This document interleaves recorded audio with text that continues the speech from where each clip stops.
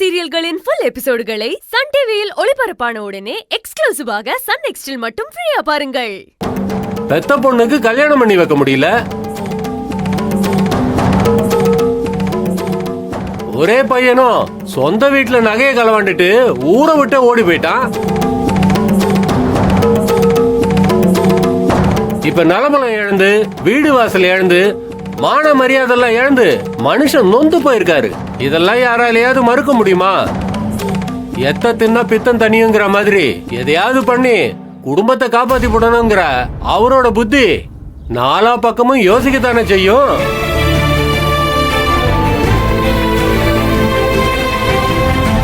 அதை வச்சுதான் சொல்றோம், அழகப்பண்ண இந்த நகைய அவர் பொண்ணோட சேர்ந்து திட்டம் போட்டு திருடி இருக்கலாம்.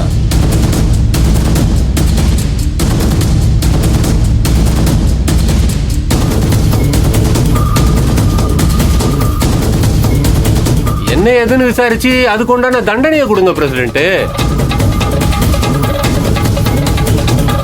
என்ன பெருசா கொடுக்காத தண்டனை? நகை திரும்பி வரலனா அழகப்பன் மாமாவுக்கு மொட்டை அடிச்சு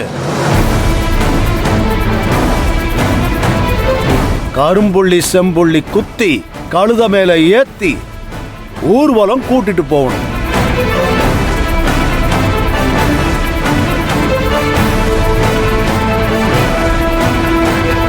ஆனந்திய கோயிலுக்கு நேர்ந்து விட்டு கோயில பராமரிக்கிற வேலைய செய்ய சொல்ல வேண்டியதுதே.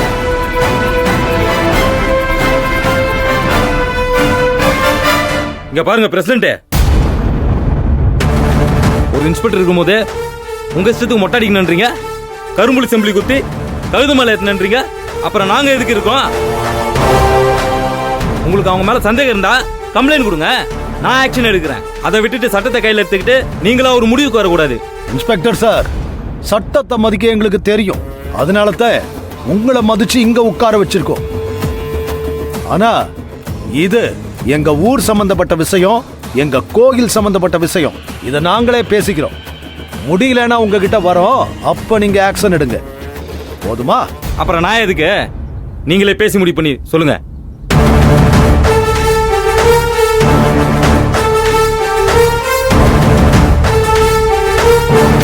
இப்ப பஞ்சாயத்து என்ன சொல்ல வருதுன்னா, பா பசுபதி இருப்பா, நீங்களே ஆளாளுக்கு பேசினா எப்படி? அழகப்பண்ண மனசுல என்ன இருக்குன்னு கேட்கணும்ல. அழகப்பண்ண ஆளாளுக்கு நீ உன் பொண்ணு தான் திருடி இருப்புன்னு சொல்றாங்க, நீங்க என்ன சொல்ல வரீங்க? அண்ணே, பசுபதி சொன்ன மாதிரி 30 வருஷத்துல என் நிலைமை மாறித்தான் இருக்கு, நான் இல்லைன்னு சொல்லல. ஆனா 30 வருஷத்துக்கு முன்னாடி இருந்த சொத்து சுகத்தையும் கௌரவத்தையும் இன்னைக்கு வரைக்கும் காப்பாத்திட்டு வரேன்.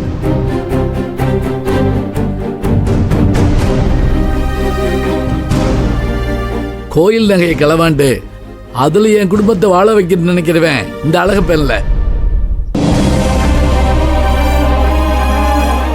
அம்மன் நகை காணா போனதுல எனக்கு பொறுப்பு இருக்கு, ஆனா அதுக்காக நான் தான் திருட்டேன்னு சொல்றது அபாண்டமான பழி. குற்றம் நான் தான் செஞ்சேன்னு நிரூபணமானா பஞ்சாயத்துக்கு நான் கட்டுப்படுறேன். அப்ப தீமிதி நடக்கும் போது மாமா எங்க போயிருந்தாரு சொல்ல சொல்லுங்க. எங்க வீட்டுக்கு வந்த பொண்ணோட செயின் தொலைஞ்சு போச்சு, அது தேடுறதுக்காக வீட்டுக்கு போயிருந்தேன். அப்ப நீங்க செயினை தேட போயிருந்தீங்க. உங்க பொண்ணு ஆனந்தி அந்த நேரத்துல கோயிலுக்குள்ள என்ன பண்ணிக்கிட்டு இருந்தது?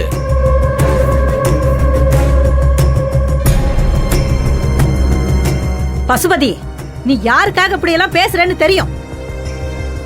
என் பொண்ணு தீமிதியில இருந்தது இந்த ஊருக்கே தெரியும். கோவிலுக்குள்ள பார்த்தேன்னு பச்சையா போய் சொல்லாத, உன் நாக்கு அழுகிரும். நான் எதுக்கு போய் சொல்ல போறேன்? ஆனந்திய கோயிலுக்குள்ள பார்த்த சாட்சி இருக்குது.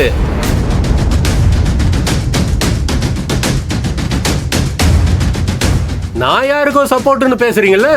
பூசாரி பொதுவானவர் தானே, அவரு சொல்லுவாரு, கேளுங்க. பூசாரி ஐயா சொல்லுங்க. அம்மா ஆனந்தி, தீமிதி நடக்கும்போது கோயிலுக்குள்ள உன்னை நான் பார்த்தேனா இல்லையா? சொல்லுமா, இப்படி அமைதியா என்ன இப்படி? ஆமா பூசாரி ஐயா.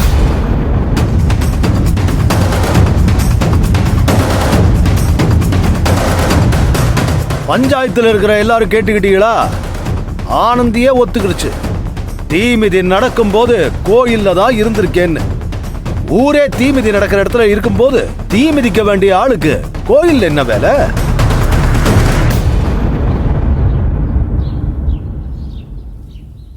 அப்ப எல்லாம் திட்டம் போட்டுதான் நடந்திருக்கு. அப்பனும் மகளும் திட்டம் போட்டுதான் நகைய திருடி இருக்காங்க.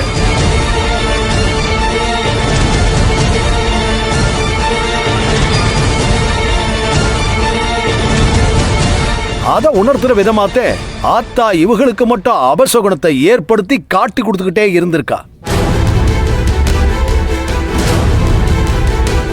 அத பூசாரியும் சொன்னாரு. நான் அது புரியாம இவங்களுக்கு நல்லது நடக்கணும்னு நினைச்சு தீ மிதிக்க சொன்னேன். இப்ப எங்க வந்து நிக்குது பாத்தீங்களா? ஹலோ, கோவிலுக்கு போனாலே திருடுதான் போயிருப்பாங்கன்னு நீங்க எப்படி ஒரு முடிவுக்கு வருவீங்க? அவ வேற எதுக்காவது போயிருக்கலாம்ல? அதையும் விசாரிக்காம எதையும் முடிச்சு போட்டு பேசுறீங்க. தம்பி இங்க பாரு, இது எங்க ஊரு, எங்க கோயில். இங்க பஞ்சாயத்துல பேசுறதுக்கு உனக்கு எந்த உரிமையும் இல்ல. ஊர்ல இருந்து திருவிழா பார்க்க வந்தா திருவிழா மட்டும் பார்த்துட்டு போயிட்டே இருக்கணும்.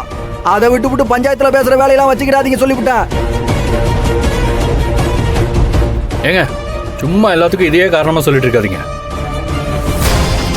மகேஷ் சார் கேட்டதுல என்னங்க தப்பு இருக்கு?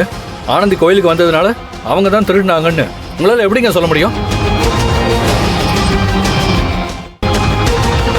எதையும் விசாரிக்காம ஆனந்தி தான் திருடிட்டாங்கன்னு நீங்களா முடிவு பண்ணாதீங்க.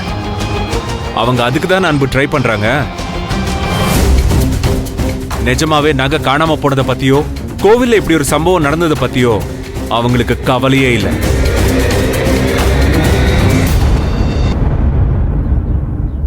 இவங்க எல்லாருக்கும் ஆனந்தியையும் அவங்க குடும்பத்தையும் குற்றவாளிங்கன்னு சொல்லணும். அதுக்காக தான் கார்னர் பண்றாங்க. அதுதான் இவங்களுக்கு முக்கியம். அதனாலதான் இப்படி பேசிக்கிட்டு இருக்காங்க. எங்க வந்து என்னையா பேசிட்டு இருக்க நீ? ஒழுங்கா உங்க ஊர் போய் சேரணும்னா வாயை பொத்திக்கிட்டு வேடிக்கை பாரு, இல்லன்னா நடக்கிறதே வேற. அழகப்பண்ண உங்களுக்கு மரியாதை கொடுத்து தான் பேசிட்டு இருக்கான். சொல்லி வைங்க அவங்க கிட்ட, இல்லன்னா அம்பிட்டு தான். ஹலோ, என்ன பண்ணுவீங்க? வேணாம்ப்பா. தம்பிலா நான் பாத்துக்கிறேன். கொஞ்சம் பேசாம இருக்கேன்.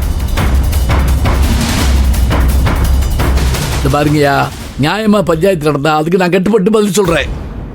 இல்ல நீங்க பிடிவாதத்துக்கு பஞ்சாயத்து பண்ணி என்னையும் என் குடும்பத்தையும் அசிங்கப்படுத்தணும்னு முடிவு பண்ணா அதுக்கு நான் கட்டுப்பட மாட்டேன்.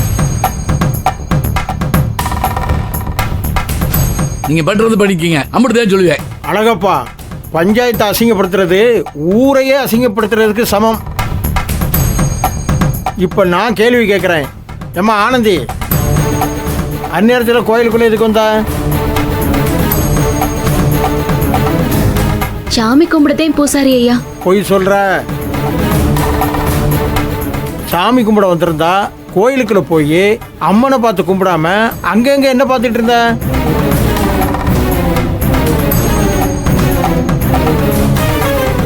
ஏமா பதட்டமா இருக்கான்னு கேட்டதுக்கு ஒன்னும் இல்லைன்னு சொல்லி என் முகத்தை கூட பார்க்காம எங்கேயோ பார்த்து பேசுனியே. அது வந்து பொய் சொல்லாத ஆனந்தி. ஆத்தா எல்லாத்தையும் பார்த்துக்கிட்டு தான் இருக்கா. அந்நேரத்தில் எதுக்கு கோயிலுக்குள்ள வந்த? என் அண்ணன் வேலு என்னைய பார்க்க வாரேன்னு சொல்லியிருந்துச்சு.